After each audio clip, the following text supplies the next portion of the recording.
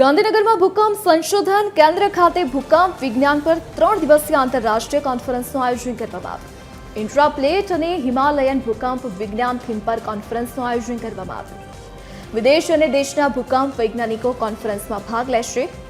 હિમાલયમાં ભૂકંપની પોપડાની રચના, tectonic પ્રક્રિયા, ભૂકંપની તીવ્રતા અને ભૂકંપ ઉત્પત્તિ જેવા વિષય પર ચર્ચા થશે।